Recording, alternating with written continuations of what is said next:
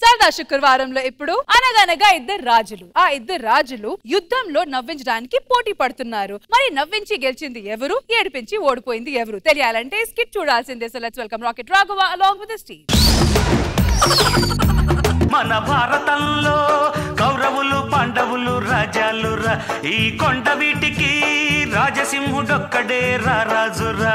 పెద్దరాజు గారికి నమస్కారం, మహారాణికి నమస్కారం, చెలికత్తెకి నమస్కారం. అయ్యో ఆవిడ చెలికత్తి కాదండి, చురకత్తే. ఏదైతే కత్తే కదయ్యా, కత్తే కదయ్యా. రాజావారు నిజంగా ఈ రోజు చాలా ఆనందంగా ఉందండి. ఏ ఈ చేతులతో మిమ్మల్ని ఎత్తుకుని పెంచానండి. నోరు ముయ్యండి, మా అంతటా మేమే పెరిగాం. అవునులే, నేను పెంచుంటే ఇంకా కొంచెం హైట్ అయ్యేవారు. యాదవ్ టీటీలు ఆడుకు, యాదవ్ టీటీలు ఆడుకు. పాపం ఫీల్ అన్నట్టున్నారు. రాజావారు ఈ రోజు మీకు పట్టాభిషేకం. మామూలు విషయం కాదు, చాలా ఆనందంగా ఉంది. నాకు ఆనందంగానే ఉంది. పద ఆపండి.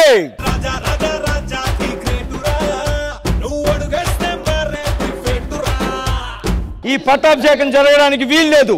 ఎవడా నువ్వు? దగ్గరికి వచ్చి చూడు. రాజావారు మీ అన్నగారు చూడండి, పోలికలు ఎలా ఉన్నాయి దగ్గర దగ్గరగానే. మీ అన్నగారు మా నాన్నగారు అడవికి వెళ్ళి వేటాడలేదండి, మరి ఆట ఆడారు.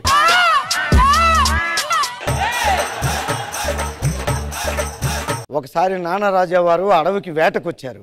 అప్పుడు బోరును వాన. అమ్మగారు నాన్నగారికి గొడుగు పట్టారు. వెంటనే నేను నేల మీద అడుగు పెట్టాను.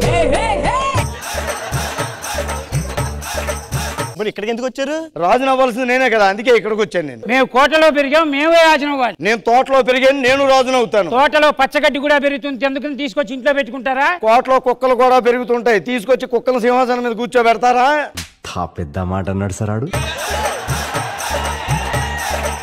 లా ప్రకారం నేనే రాజుని, లాజిక్ ప్రకారం నేనే రాజుని. చిట్టిలేద్దాం. ఇదే ఇదే ఈ తొందరపాటు వల్లే. ఇంకా ఇలేదా? పోయిన వారం 10 రావాల్సింది 6-7 వచ్చాయి. అనవసరంగా ఎదవనైపోయాను. సరే వెయ్. నాది నాది ఇది నాది, ఈ చిట్టి నాది నాది నాది నాది నాది నాది. ఏమొచ్చింది? రాత్రి నువ్వే పాలించా. రాత్రి అతనే పాలించాలని వచ్చింది కదా, బయలుదేరి రంపదండి.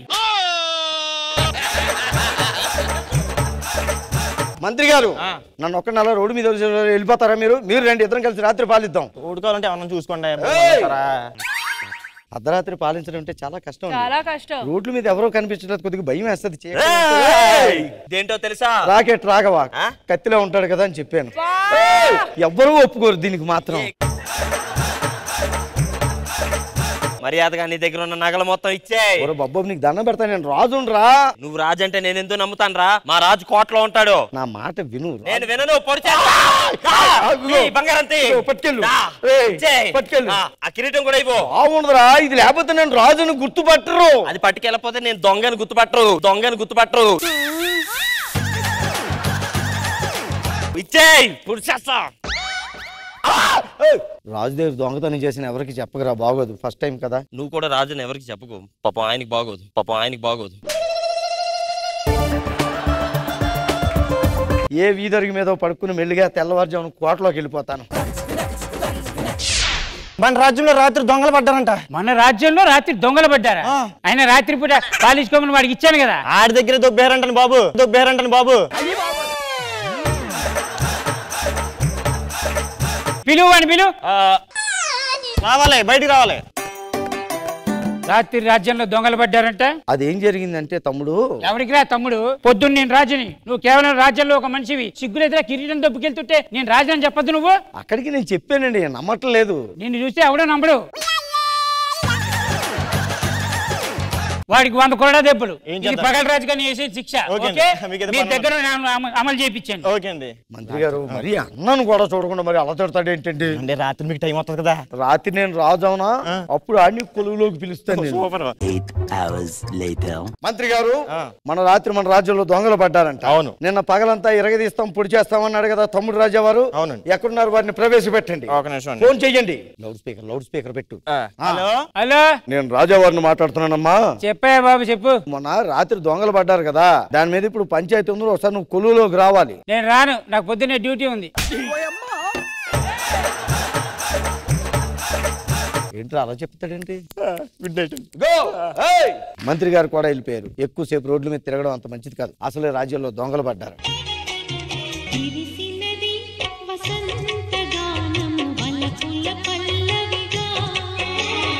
మహామంత్రి ఎవరి అందాల అప్సరస? పొరుగు దేశపు యువరాణి. మరి మన తోటలో ఏం పని? పూలు కోసుకోవడానికి వచ్చారండి. ఒక పువ్వు ఇంకో పువ్వుని కొయ్యడమా?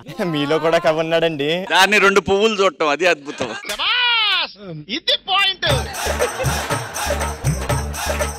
ఆ అమ్మాయిని నేను పెళ్లి చేసుకుంటాను, ఆ విషయం ఆవిడికి చెప్పండి. ఇది వర్తమానంగా. సిగ్గా మరి? రావట్లేదు. యువరాణి వారు మా రాజా మిమ్మల్ని ఇష్టపడ్డారు, మిమ్మల్ని పెళ్లి చేసుకుంటారంట. మీరు ఏమంటారు? మా అమ్మగారిని అడిగి చెప్తాను. చెప్పండి. పెద్ద డైలాగ్. అమ్మగారిని అడిగి చెప్తాను. యువరాణి, అబ్బా ఇంకా ఇక్కడే ఉన్నారా? అవతల అమ్మా నాన్న కంగారు పడుతున్నారు. త్వరగా రండమ్మా. పూలు కోసుకొని వచ్చేస్తాను. ఆ పువ్వులు ఏదో నేను కోస్తాను కదా, రండి. అయ్యో సిగ్గు మొగ్గలేస్తుంది. రాజావారు పొద్దు నుంచి మీరు చాలా ఆనందంగా ఉన్నారు. ఏంటి అసలు కథ ఏంటి? ఆ అమ్మాయి నన్ను ఒప్పుకుందంట. ఈ విషయం నాకు తెలిసింది. ఒక పని చేయండి, చేస్తానండి. రాజ్యంలో అందరికి విందు వినోదాలు ఏర్పాటు చేయండి. అది కూడా ఉంటది ఎరా, ఎక్కడొక్కడ తాగి పడుకుంది కానీ. ఓకే ఓకే, బాగా ఎంజాయ్ చేద్దాం. నేను వెళ్తాను. వెళ్ళండి. ఏంటి తమ్ముడు రాజు ఎవరు హ్యాపీగా ఉన్నారు? తమ్ముడు రాజు వరకు ఒక అమ్మాయి నచ్చింది, పెళ్లి కొప్పుకుంది. ఆ అమ్మాయి ఎక్కడ ఉంటది? ఎక్కడెక్కడ పూలు కోసుకుంటుంటది. నీతో మాట్లాడే. తమ్ముడు రాజా వారికి నచ్చింది ఏది వారికి దక్కనివ్వకూడదు. ఆ అమ్మాయి నేను పెళ్లి చేసుకుంటాను.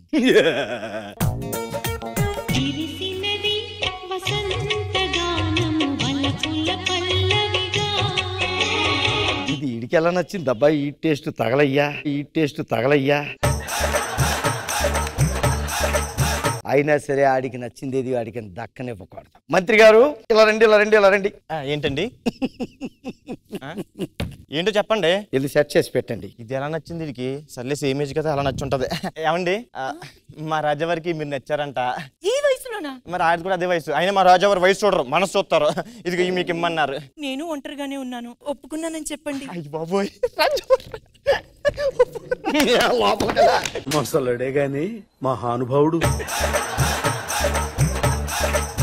ఎక్కడుంటావు? కోటలోని. నీకే తీసుకో. పెళ్ళంటే చేసుకుంటే మిమ్మల్ని చేసుకుంటాను నేనే. బాబోయ్.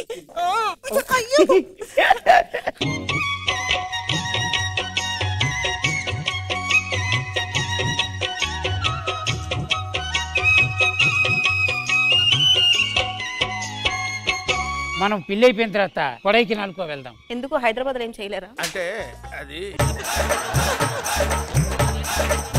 ఎండాకాలం అలాంటివి కుదరవు. పెళ్లి సమయానికి కలుద్దాం. రాజుగా ముందు నీకు చెప్పడం మా బాధ్యత కాబట్టి చెప్పాను. మేము మళ్ళీ కలుస్తాం. తమ్ముడు రాజా వారికి గుండె పగిలిపోయే వార్త ఒకటి సిద్ధం చేసి ఉంచాం. నా గుండె పగిలిపోయే వార్త? మాకు పెళ్లి సంబంధం కుదిరింది. మాకు పెళ్లి సంబంధం వచ్చింది. పొరుగు దేశపు యువరాణి మా తోటలో ఉన్న తోటలో పూలు కోసుకోవడానికి వచ్చింది అన్నాం, అంతే.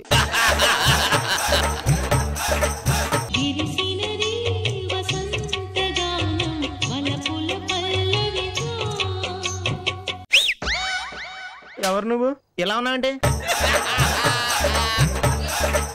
నేను పెళ్లి అంటూ చేసుకుంటే ఈ అమ్మాయినే చేసుకుంటా. చర్చికి పెట్టుకున్న మా పెళ్లి ఆపలేమనుకుంటున్నాము. కాదే, ఈ అమ్మాయినే చేసుకుంటాను. నేను చెప్పేది వినవే ఒకసారి. లవర్స్ ఎవరి మాట వినరు. ఇదిగో ఒకసారి రా అమ్మాయి. పొరుగు దేశం యువరాణి ఈవిడే. నేను పెళ్లి చేసుకుంటానన్నది ఈవిడే. మరి నువ్వెవరమ్మా? చెలికత్తే. మరి ఆ మొక్క ముందు చెప్పాలి కదా. నక్లెస్ అన్ని తీసుకెళ్ళి గెంతుతూ కూర్చుంటావా నువ్వు? తూచా పెళ్లి క్యాన్సిల్. ఈ అదొకటి లేడకు ఏదో పట్టపగలు పీకేస్తాను ఇంత సీన్ లేదమ్మా. నేను పెళ్లి చేసుకుంటానది ఈవిడే. ఒక పని చేయి, ఎంతైనా ఒక విషయం చెప్తున్నాను. మా నాన్నగారు రక్త సంబంధం కాబట్టి ఆ రాజ్యం వాడి మొహాన్ని ఇచ్చేసి. తమ్ముడు రాజా రాజ్యం మీరు తీసుకోండి. రాజ్యం మీరు తీసుకోండి, చెలికత్తుని సెట్ అయిపోతాను అంటాడు ఆయన. చెలికత్తో సెట్ అవుతుంది. ఎవరికి కావాలి?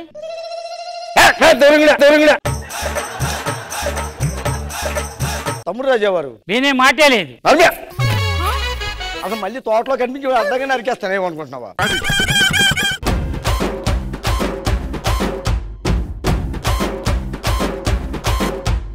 లయా గారు, did you enjoy the skit? Skit performance బాగుంది, వెరీ నైస్. శివాజీ గారు బాగుంది, స్కిట్ అయితే బాగుంది, అందరు బాగా చేశారు. Over to scores. లయా గారు, ఈ స్కిట్ కి మాత్రం జడ్జెస్ ఇచ్చే స్కోర్స్ 17 out of 20.